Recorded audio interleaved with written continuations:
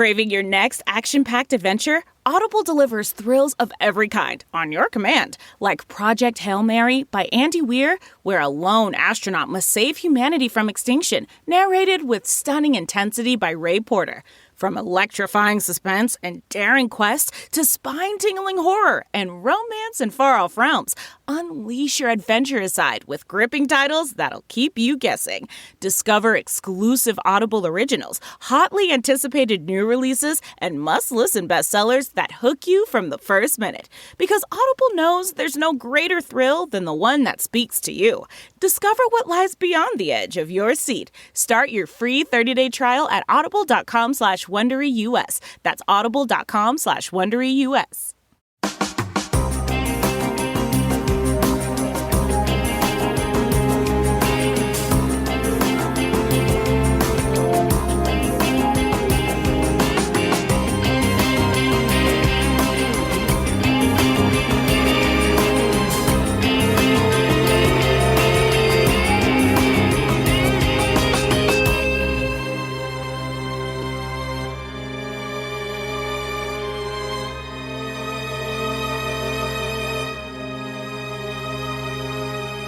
Hello, everyone, and welcome to episode 36 of the True Crime All the Time Unsolved podcast.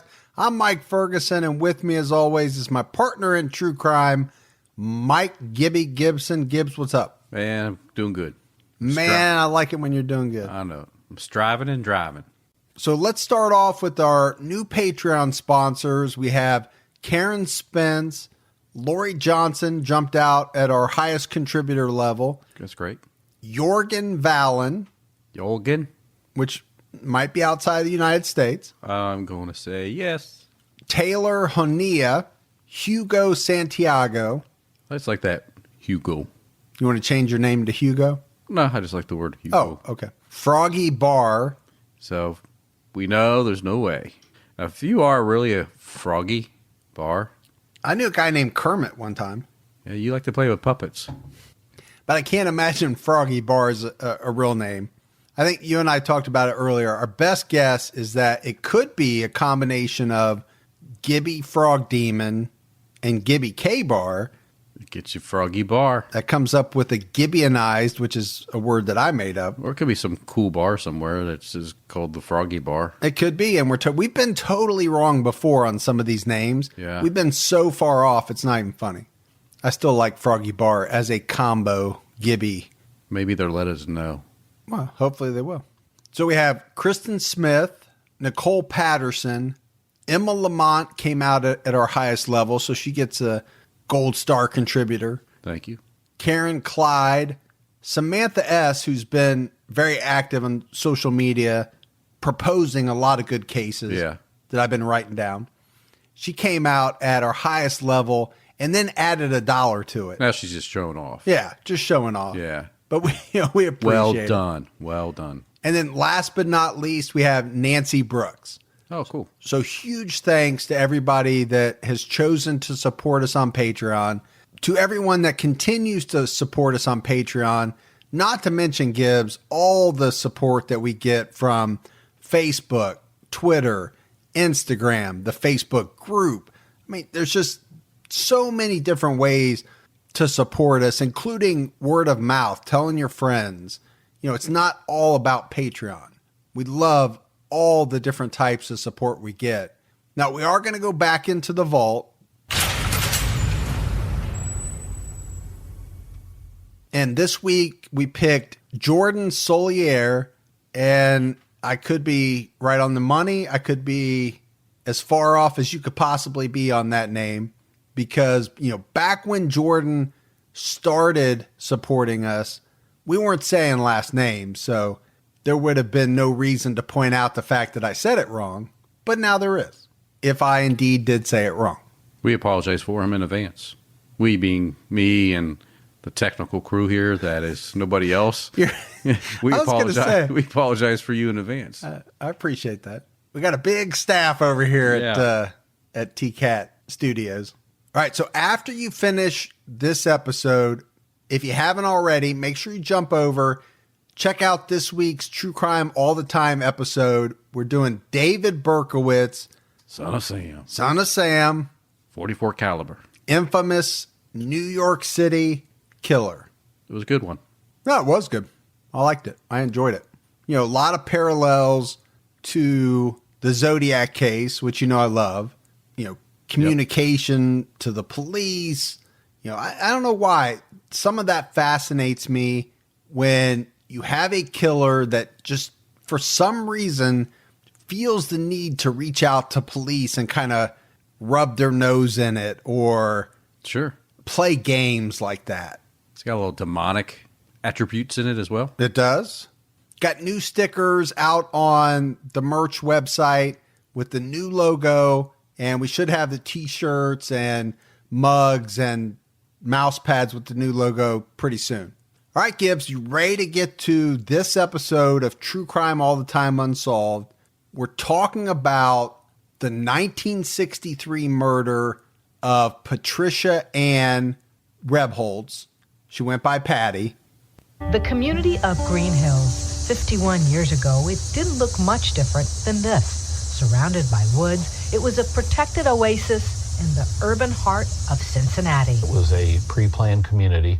It was a product of FDR's New Deal. Green Hills and its residents were a shining reflection of the post-war American dream, a dream shattered August 8th, 1963. You have this sort of very Pleasantville kind of setting, and then this horrible crime occurs. So we're talking about Green Hills. This is in Cincinnati. Not a hometown story, Gibbs, but very close to us. Yeah. 40 minutes down the road. Yeah. And I like that clip because it really, I think, does a good job of painting the picture of Green Hills. You know, this kind of idyllic, you heard the guy say Pleasantville, for those of you that have seen that movie. Right. This is what this place was. I mean, it was kind of like an all-American town back then. Mayberry. Yeah, something like that. Small. Everybody knew who you were. But like the clip also mentioned, a lot of that tranquility or that idyllicness, if that's even a word, was shattered on August 8th, 1963. So we're talking about Patty Rebholz. She was a 15-year-old high school student, a cheerleader from Green Hills, Ohio. And Patty was described as, you know, the all-American girl, Gibbs. I mean, she was described as attractive, witty, popular, extremely friendly, with an amazingly good heart. It just doesn't get any better than the descriptions that you read about Patty Rebholz. Yeah, I agree with you.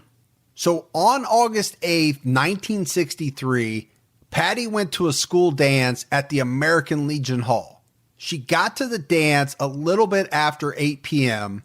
And when she got there, the dance was already kind of in full force. There was kids dancing, having fun. Somewhere around 9:30 p.m., Patty would call her boyfriend Mike. And Mike was also 15 years old at this point. He was a very good football player. So they were kind of like the perfect couple. Yeah, the football player, cheerleader. Head cheerleader, star football player, however you want to look at it. They were a good match. Now, that night, Mike didn't want to go to the dance, and he really didn't want Patty to go either without him. So Mike was hanging out with some of his buddies, and on this 9:30 phone call, Patty told Mike that she was leaving the dance and she was going to come over to see him. All of his buddies left, and Mike sat at the house waiting for Patty to arrive. She left the dance, headed off to Mike's house, and this is a walk, Gibbs, that would take around 15 minutes from the American Legion Hall to Mike's house. And Mike would later tell the police that during this time, he was simply waiting for her to arrive, and he kept staring out the window looking for her. There are some witnesses that see her leave the American Legion Hall, some fellow students, and when questioned later, they would all say that she appeared fine, she wasn't distressed, and that she was alone. as she left the hall on her way toward Mike's house. But that night, she would never make it to Mike's. And hours later, when she hadn't come home, Patty's father called police. He was panicky. He knew it wasn't right. This wasn't Patty. So they began to search for her. And at one point, Patty's brother Mel was searching with Mike, trying to find Patty. They were driving around looking for Patty in the car. And it would be many years later, but Mel would say that during that ride that he took with Mike, Mike was acting very strangely, and that he only helped look for Patty for about 15 minutes before heading home for the night. Now that's pretty strange, Gibbs, if that's a true statement. Yeah, that is bizarre. And just to put in perspective, so Mel he was about 2.5, 3 years older than Mike and Patty. So that 17 and a half, kind of a sophomore versus senior. Yeah, that sounds age. about right. Yeah. Freshman, senior, sophomore, senior. Right. Something like that. But getting back to this 15 minutes, I would help look for a complete stranger for longer than 15 minutes. Yeah, let alone your girlfriend. Yeah, let alone the girl that I love. I assume they were in love. Let's just assume that. Sure. I get it. Small town, 15-minute cruise, you'd probably be through all the hot spots, but then I don't know if it's me, I'd get out on foot. Oh, yeah. Yeah, 15 minutes is not very long. Now, like you said, it's a small town. You can hit a lot of areas in 15 minutes in a small town. You just wouldn't give up that quick if this is a true statement. I'm making that caveat. Right. It would be at 5:30 the next morning, August 9th, 1963, that police would find Patty's body across the street from Mike's house. And this spot across the street from Mike's was a vacant lot on Jennings Road. When police found Patty, they quickly discovered that she had been strangled and beaten with what they thought was a 2-foot fence post. Police would collect bags of evidence, and they felt extremely confident that they would locate her killer quickly. Well, it is Pleasantville. It is Pleasantville. It's a small town. Yeah. So you're either talking about, Gibbs, somebody local that knows her very well, or you're talking about somebody that is so far removed from the community. Yeah, that they should stand out. Yeah, much different than like the communities that we live in today, where we don't know everybody. No, everybody's got mixed bags. Mixed bags? Yeah, mixed bags, man. All right, we'll go with that. But you know what I'm saying, right? In the old days, it was possible that you knew every single person in a town. Today, that's not near as likely. I don't even know all the people on my street. Yeah. Let's just put it that way. I don't know everybody's names. I don't know what they do for a living. Now, some of that's on me because I'm a hermit. You are a hermit, man. I'm down here in the podcasting 24/7, but some of that is the times that we live in too. I truly believe that because it's much harder as cities, towns have grown bigger to know everybody. You just can't do it. Well, we just don't trust people that much anymore. That is true. I don't trust anybody as well. Why else would I walk in here with a K-bar knife? Loaded for bear? Yeah. And this is tough for me, Gibbs, but it was Patty's dad that had to break the news to the rest of the family that Patty had been killed. And according to Patty's brother, the dad came into the house and simply said she was dead. Maybe that's all he could get out. Because you can't even imagine what that would be like for a father unless you've gone through something like that. And thank God I haven't. Yeah. I mean, I don't know what more you could say anyway, right? I mean, that just sums it up. You know, he's got his boy, which is a couple years older, and then he has a younger daughter, you know. So, yeah, that would be rough. And she's gone. She's gone. And she's now gone.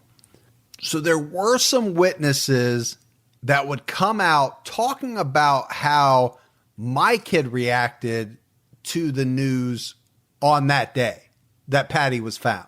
And the story kind of went that, you know, Michael came out, was on his porch. Now, remember, his house is not that far from where Patty's body is ultimately found, but he's on his porch, kind of looking out at what people are doing as they find Patty's body. He can see that there's a body being covered.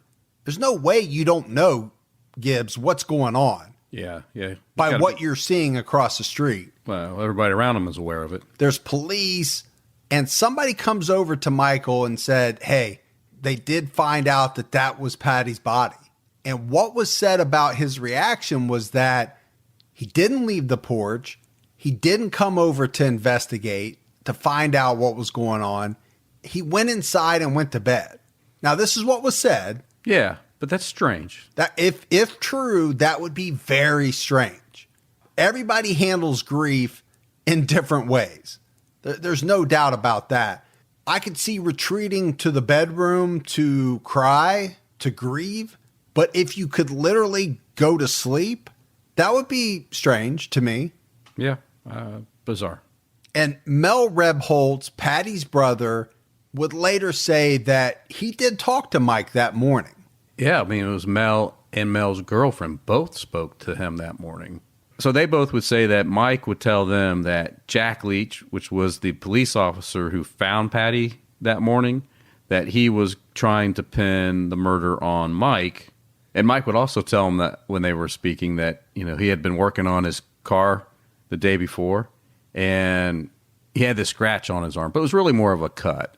And because of that, he wiped the blood off on his pants. So when Officer Leach saw him, he took Mike's jeans because it had blood on them. So could be innocent, right? You literally could scratch yourself, cut yourself working on your car. Yeah, because that's what you did back then. You worked on your cars because you could work on your cars back then. Yeah, back then you didn't need all the computerized stuff. Right. You could wipe it on your jeans, but it's a heck of a coincidence to have it happen near the same time that your girlfriend dies. Yeah. I mean, not good timing. No, it's not good timing at all. And the police would be, I would think, would be very interested in wanting to take a look at those jeans, wanting to analyze that blood, because they just found your girlfriend murdered across the street. Yeah. I mean, and to the point that the officer even asked him where he was the night before, and he said that he was waiting for her, and then he went out and walked towards where the school dance was, and then came back, and he said basically to the police officer, I must have walked right past where her body was. So now, Gibbs, that's a different story than one that Mike has already told police. Because I think originally he said that he was at home the whole time waiting for Patty. Yeah, he varies his story, and I think that's an ongoing issue with some of the information that comes out. And police don't normally like that. They like when stories stay the same. Once you start to vary and once things start to change, that's when their antennas go up.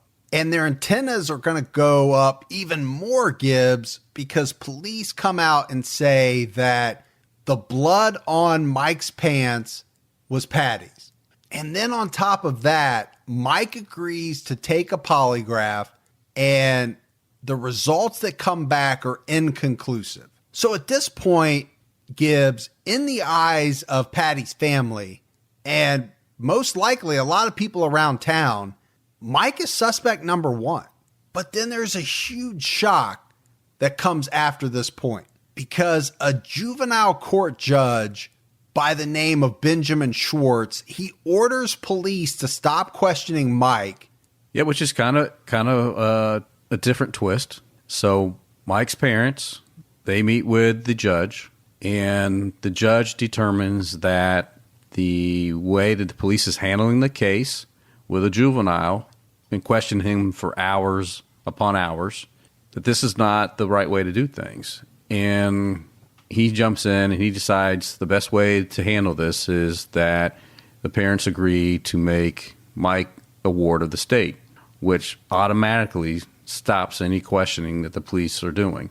At that point, the police can't move further with the case when that happens, right? They have to go through the court to have any kind of contact with Mike.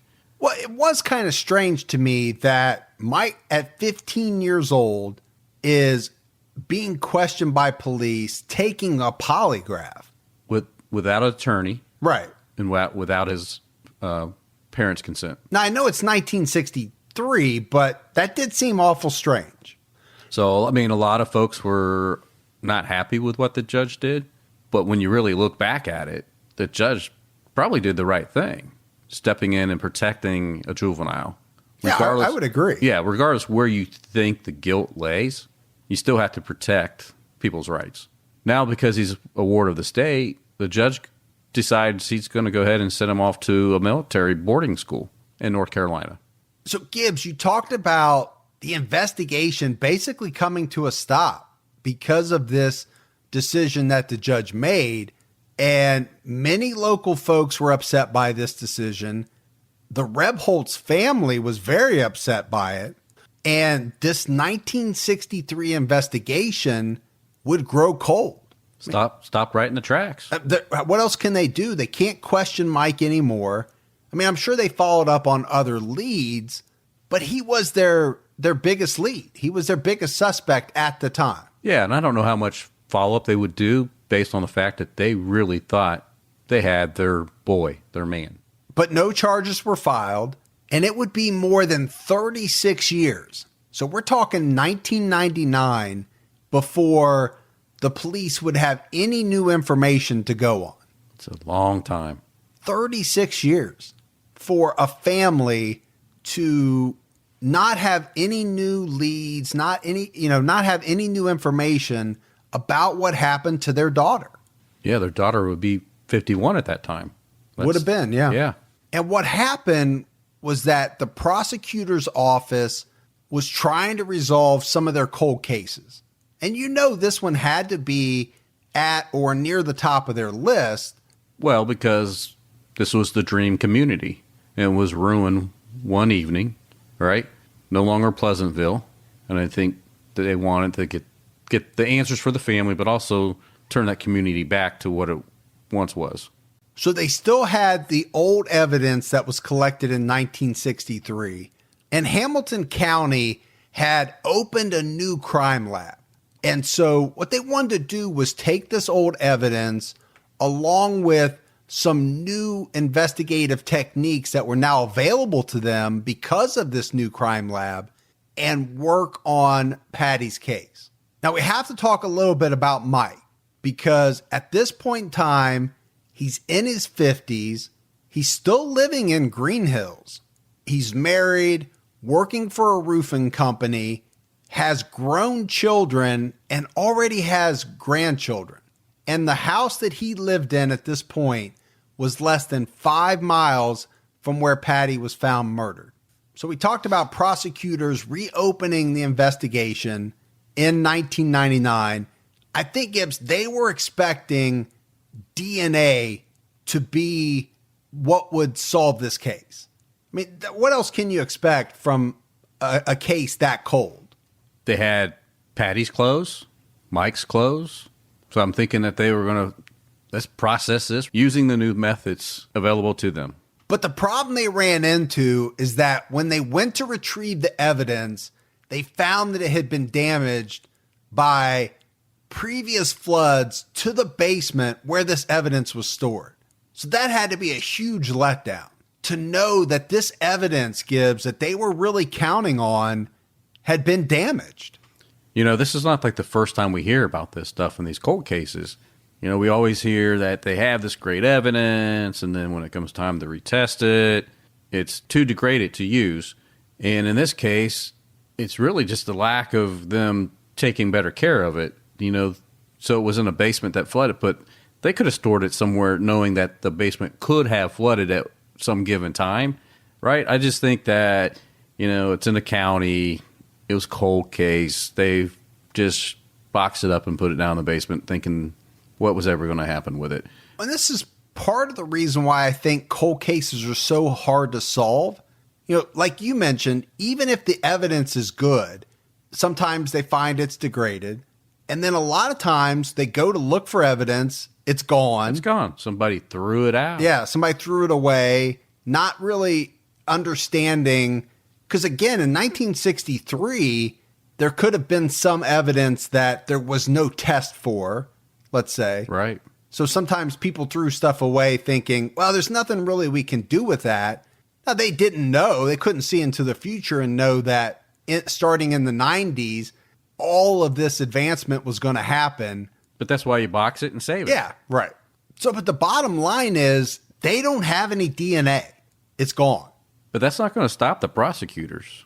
I think they're bound and determined to move this case forward. So they don't have this DNA, which was critical. But what they do have now are these new witnesses who are coming forward for the first time after all these years. So basically, they have just a circumstantial case, which will be really tough to present, especially based off this cold case. But you have new witnesses that can interject things that were brought up in the past. I just don't know how well that's going to be perceived by the jury. Yeah, because I think at that point you get into how accurate can a witness statement be when it's made after, 36, 37 years? Yeah, it's a long time. And we're talking about statements that were not made in 1963, right, Gibbs? These are statements that are now being made for the first time. Yeah. After that period. So are they making these statements because they're accurate? Or are they making these statements because they've heard so many stories that now they believe it to be true? Yeah, I think that's where you get into the area of where a jury really has a lot to weigh. Because the question comes up, if you had this information, why didn't you bring it forward in 1963? Or was it that you just are now, you're not just going to now remember that information 37 years later, right? Memories don't get better with time. Now, your conscience may change, and something that you didn't want to say back then, you may now be willing to say. That's one thing that happens. True. So the prosecutors take this circumstantial route. That's basically all they have. And they press Mike on the fact that he had no alibi. He had no witnesses to corroborate anything that he said he did that night after the point in time where his friends left. Right? Up to that point, he does. But the critical time is after his friends left. Mike's alone. He has nobody to back that stuff up. The other thing that prosecutors point to and they stress to the jury is that, this was a crime of anger.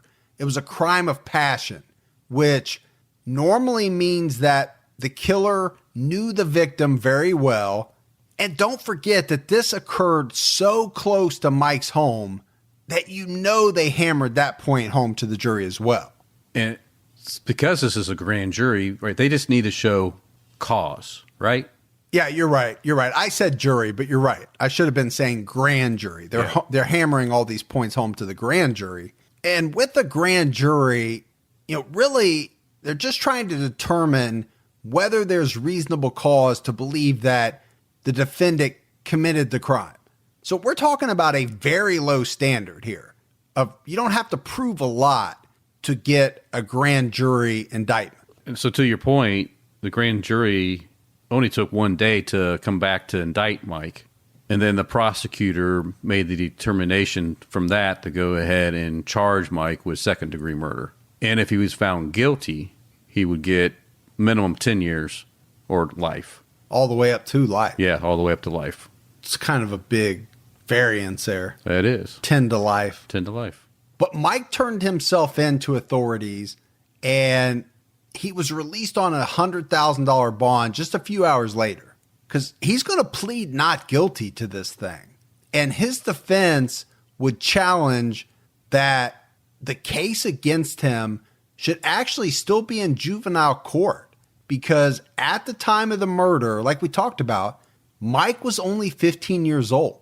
And this was a really smart move, Gibbs, if you think about it. Because if they were able to win that point alone, even if Mike was found guilty of the murder, he probably wouldn't do any jail time. Yeah, and he wouldn't ever see inside of a prison because if they do get to move forward with treating as a juvenile case, because he's older than 21, if he was found guilty, he wouldn't serve any time because he can't serve any time because of his age. So I just want to make sure I understand this. If he would have been convicted back in the day when he was 15 as a juvenile, he would have been in the system until he was 21. Correct. But they would have let him go. Correct. So if he's convicted now as a juvenile, they can't put him in the juvenile system. Nope. And because he's over 21, he couldn't serve any time. Correct. All right. That's a little confusing. I just want to make sure that we're on the same page. But the prosecutors contend that a new state law allows them to seek adult charges on Mike and a possible life sentence. Because under this new law, the juvenile court loses its jurisdiction if a juvenile defendant is not taken into custody or apprehended until after the age of 21. So, I mean, it kind of goes back to what you were saying. I think this is probably why that law was put into place, because it was almost like there was a loophole there. Sure, yeah. And prosecutors would argue that this new law applies in this case because technically Mike was never arrested back in 1963. But on the flip side, the defense is arguing that the hours of police interrogation back then meant that Mike was in custody, and so the law should not apply. But when the dust settles, the prosecution wins this point. And that's a huge win. Huge. Because if they would have lost this, it wouldn't have mattered what happened at trial. No. I mean, Mike's worst case at that point was no big deal. I mean, I don't want to ever say it's no big deal. What I mean is... But he would have a guilty record, but even then it would be a juvenile record. And then could he turn around and get that record expunged? Most likely. Because he's older than 21. Yeah. I don't know how all that works, but it's fascinating, really, if you think about it. So at this point, this new law is a good law. Oh, I think so, because I'm seeing this huge loophole. Right. Now, it wouldn't come up very often, but in the cases where a juvenile really did something bad, but that's not figured out until after they're 21, I could see that. Yeah. And in the case of murder, absolutely. Mm-hmm. Yeah. Yeah, I agree with you. And we're talking about murder. We're not talking about the fact that you stole a pack of Juicy Fruit from the Five and Dime.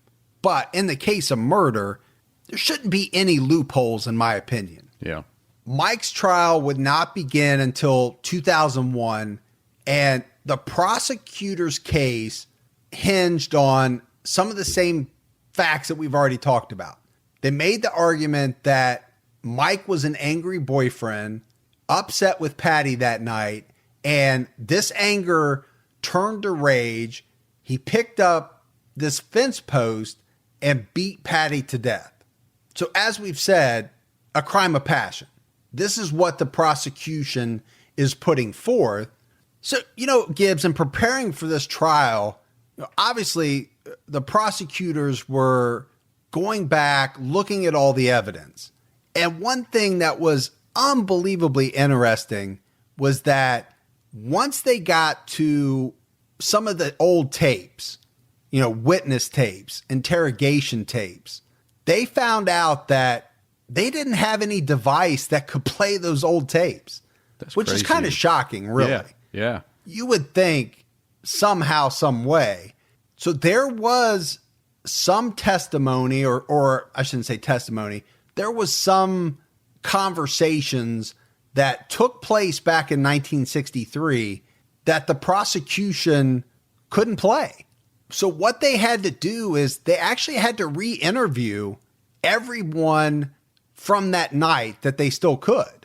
And it was the prosecution's opinion that everybody that they interviewed again had very good recall. They were able to remember the events of that night, or at least as they knew them back then.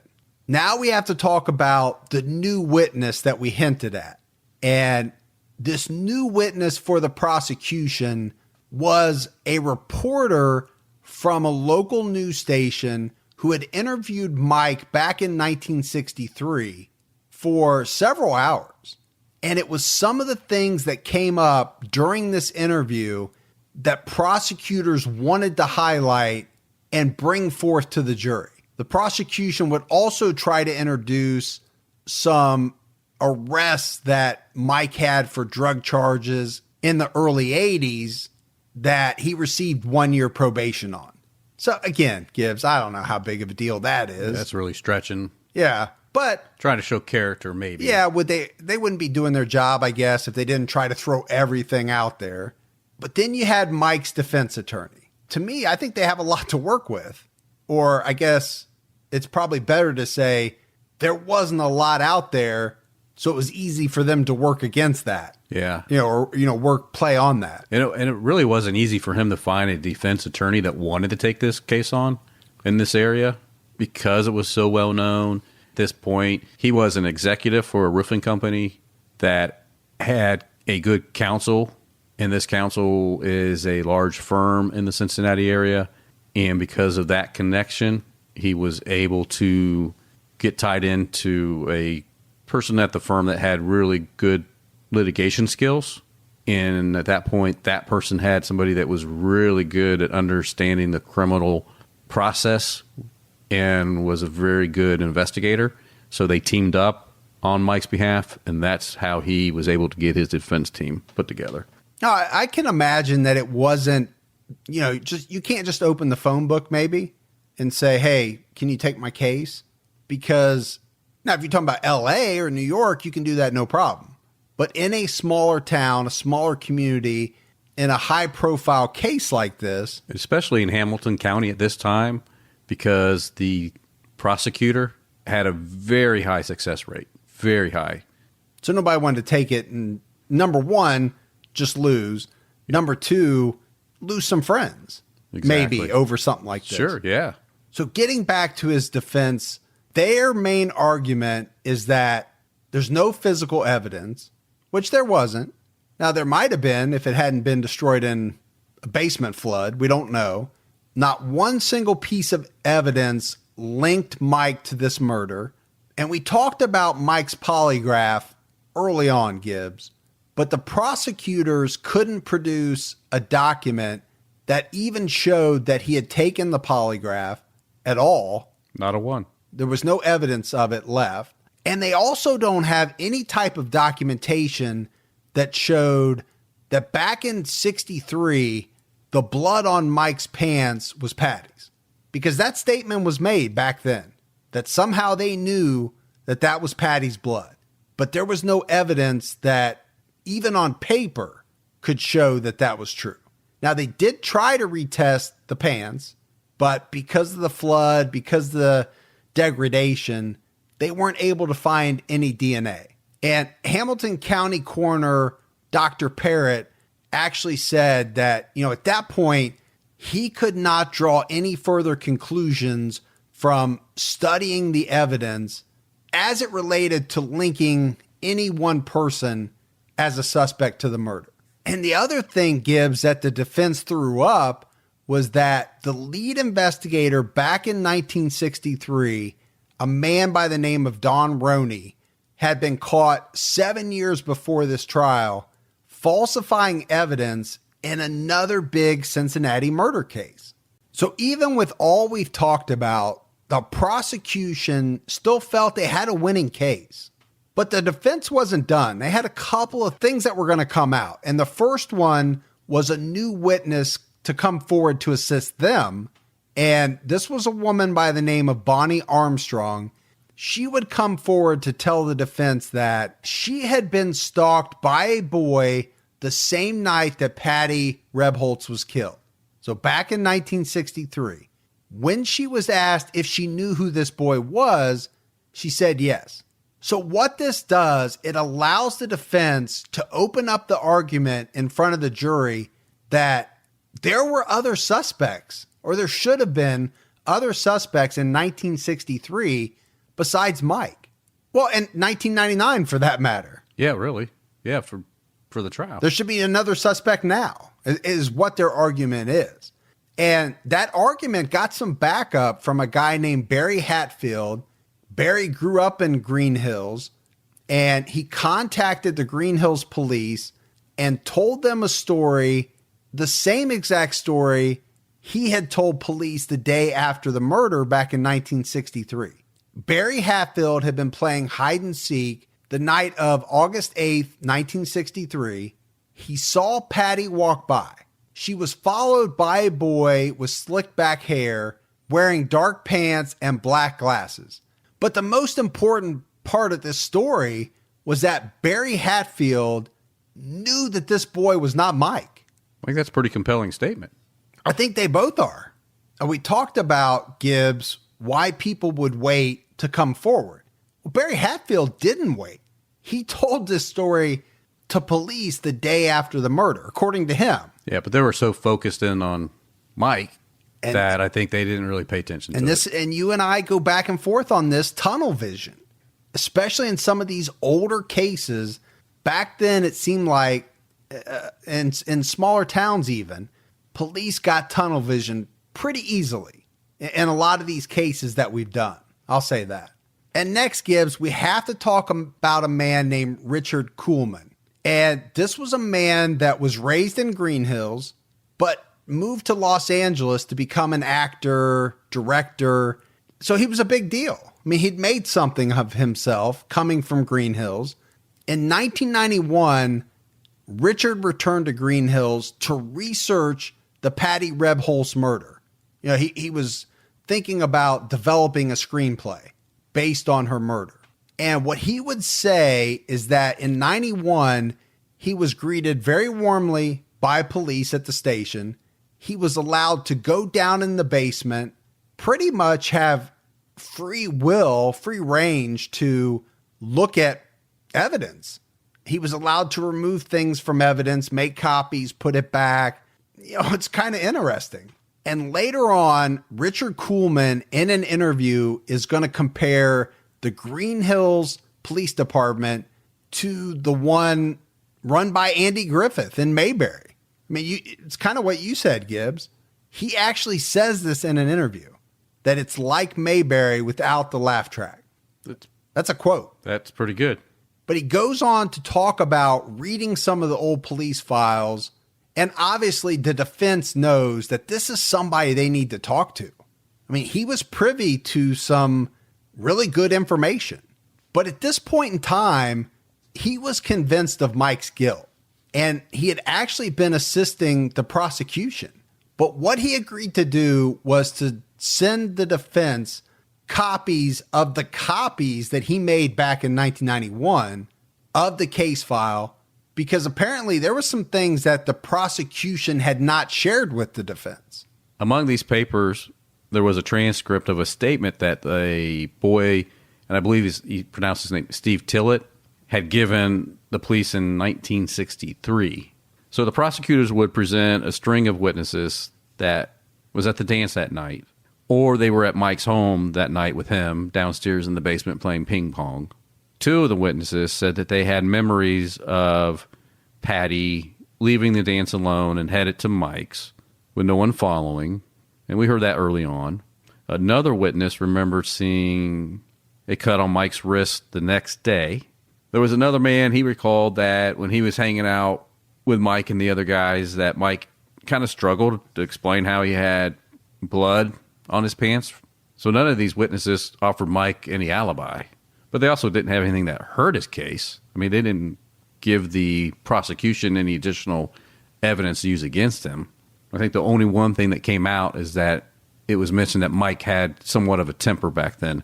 But I don't know what that means, though, back when you're a 15-year-old boy growing up, football player. I mean, what constitutes a temper? I think we all had somewhat of a temper to different degrees, right? What are you talking about? But there were some other witnesses that weren't so beneficial to Mike.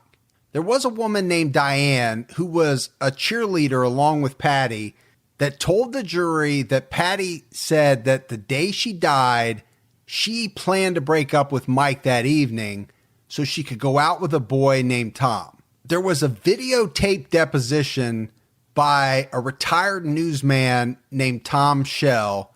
He'd been a Channel 9 reporter back in 1963, and Tom Shell claimed that Mike admitted to him about 3 weeks after the murder that he'd hit Patty Rebholz. And during this deposition, the jurors were able to hear Tom Shell say, quote, "I said, 'Did you hit her?'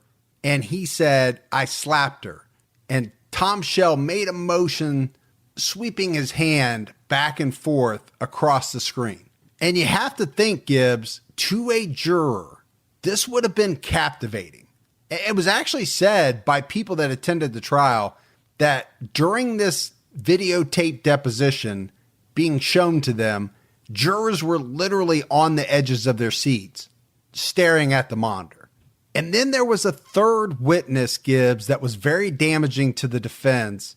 And it was actually Mike's 15-year-old voice caught on a dictaphone back in 1963, the very day that Patty's body was found.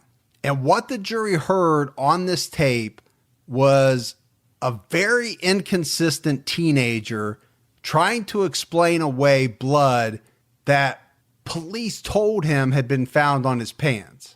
And Mike tried to offer up a few different explanations about how he might have gotten a cut on his wrist. So the defense countered the prosecution witness for witness.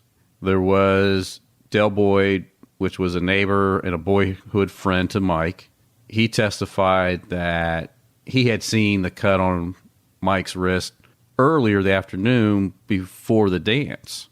So it didn't happen after the fact, according to Del Boyd. And Tom told the jury that he intended to ask out Patty and ask her to break up with Mike so they could go out weeks before she died, not the day of when she was killed, as her one friend, her other cheerleader friend, had made the statement of.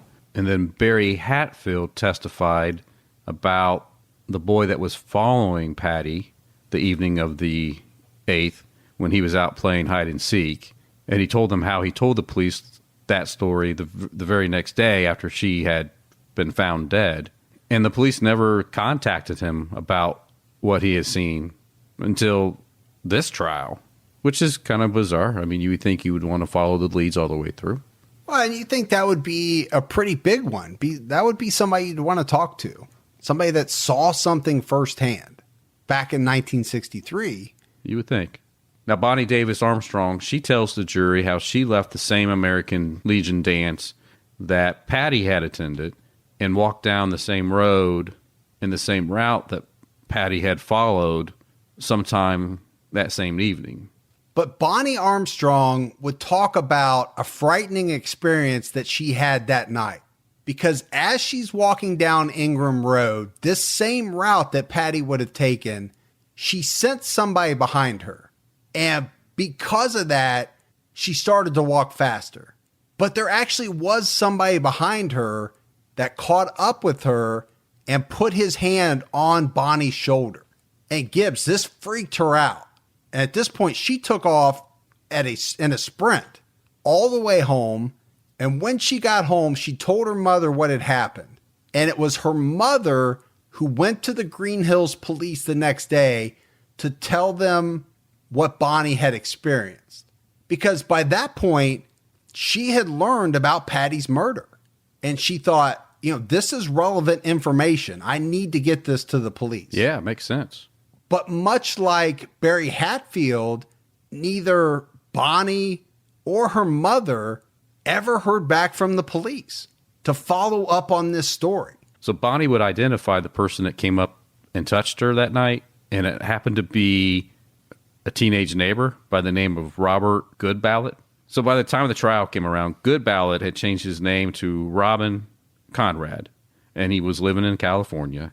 And so they did a videotape deposition, which in that deposition, he talked about how he had a real habit of just liking to sneak up on people in life, which is kind of freaky.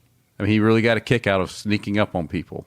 Yeah, but what else are you going to say, Gibbs, in a tape deposition as to why you would have done something like that night? You'd have to have some type of reason. I guess. I mean, he says on tape, if I can get close, so close to somebody that they don't know I'm there, and then touch them lightly, it kind of spooks them. It's kind of fun. it's kind of like an assault. Yeah, exactly. You can't sneak up on people and touch them in certain places, I guess, for sure.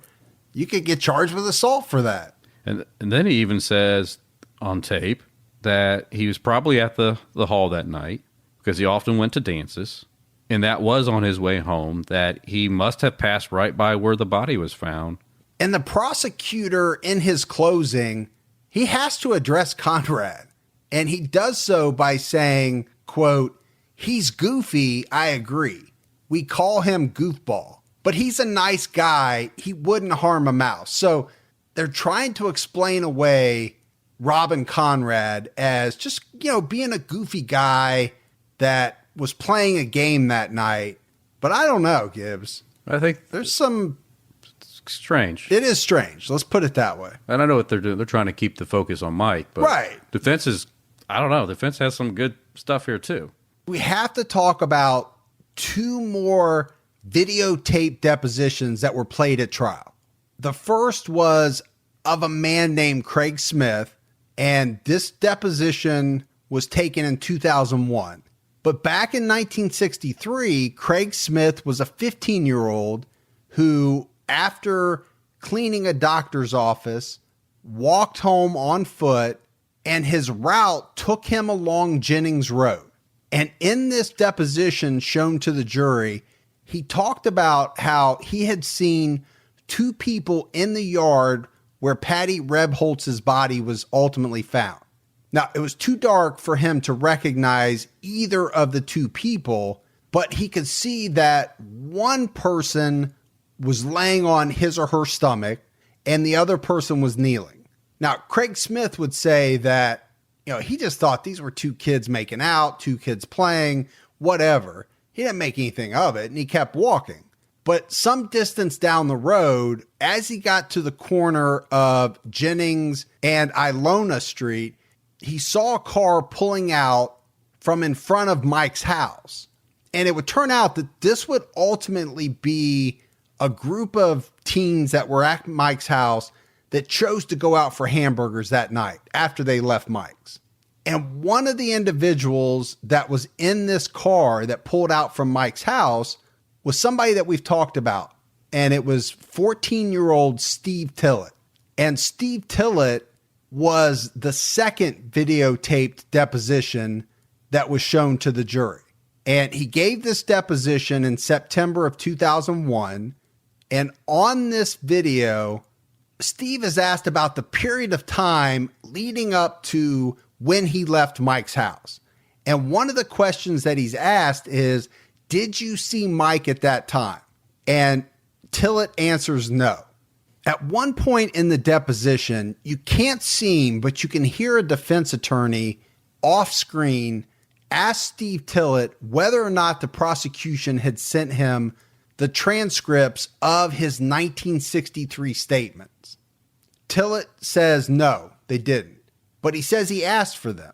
And it's after that that the defense attorney comes into view on screen holding a whole bunch of papers. And he says to Steve Tillett, I want you to take a look at these. And what the defense attorney handed Tillett was a transcript of his statements that he made back on August 11th, 1963 at 5:45 p.m. And it's interesting, Gibbs, where the defense attorney got these transcripts. Because we have to go back to Richard Kuhlman, the actor, the director, the guy that was thinking about doing a screenplay. He's the one that provided the defense attorney with these transcripts that he had copied right from the basement of the Green Hills Police Department. Yeah, easily. Walk down there, they'd let him have free reign. They would have let you copy them. Probably would have. Probably still could.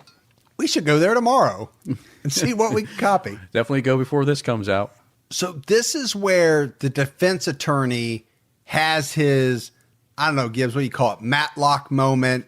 The moment in any courtroom where the aha moment, we'll call it. The Gibby moment. Because the Gibby moment, once he has these transcripts, he's able to show Steve Tillett that back in 1963, when he was asked the question about whether or not he had seen Mike, back then he said, yeah, I saw Mike. He was in the living room. And so that's a direct contradiction to what he had said earlier in the deposition, right? He had said, no, he didn't see him. So when asked, he had to admit that what he had said back in 1963 was probably more accurate than what he was remembering in the present day. So this was huge for defense, Gibbs, because it does a couple of things. So first of all, Tillett also says that he saw Craig Smith at Jennings and Ilona. So if that is true, if they see each other and Tillett sees Mike sitting in the living room as he's leaving Mike's house, that's a big time alibi for the defense. Yeah, because if Craig Smith is seeing the murder, potentially. Presumably, right. Two people doing something. Right. So he sees them. Tillett sees Craig, and Tillett sees Mike. Mike can't be one of the two people Right. across the street in that vacant lot doing something that seems sinister. So the defense kind of has this thing, at least they have something now that they didn't have before. It's called reasonable doubt. Sure. So as the defense would say, if all these people are seeing each other at the same time, it's not physically possible that Mike could have killed Patty. Making the assumption, Gibbs, that one of those two people or those two people together killed Patty. And as the case is given to the jury, 7 women, 5 men, they agreed with the defense. They saw it their way.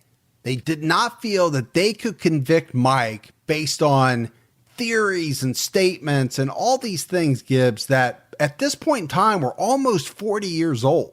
You know, couple that with the fact that the prosecution had no physical evidence. They had nothing directly tying Mike to Patty's murder, and the jury found Mike not guilty. You hereby find the defendant, Michael Waring, not guilty of murder. Former DA Mike Allen prosecuted the case, a case he says continues to come up. I periodically get calls from people all around the country. I think at least more than one person is planning on writing a book on this. Another person already wrote a screenplay. Again, it's just one that tugs at people's heartstrings. And I can see that. I can see this tugging at people's heartstrings. It's a very sad story. You know, with all the twists and turns and the fact that Mike got off, it doesn't change the fact that 15-year-old Patty Rebholz lost her life. Right. And we still don't know who did it. The city of Green Hills doesn't know. Patty's family doesn't know. Mike doesn't know. And I bet you he wants to know because he went through hell. Probably still does. Probably always has. That's what I'm saying. Yeah. I would think he would want to know too, you know, what happened to Patty Rebholz that night. And the sad part of it is, Mike, we may never know. No, I think it's going to be a tough one to prove because there is no evidence now. Yeah, we know the DNA is gone or it doesn't exist anymore. And 40-some years later, it's going to be tough at this point. I mean, even because the police didn't probably follow all the leads that maybe they should have. Because even when people come forward now, their memories they're just not good after that long. It's really hard for a jury to say that somebody did something based on something that you're now saying 40 years later, but didn't say before. Right. So, but anyway, it is a fascinating story, as sad as it is for Patty and the Rebholz family. But that's the unsolved murder of Patty Rebholz. And another episode of True Crime All the Time Unsolved. So for Mike and Gibby, stay safe and keep your own time ticking.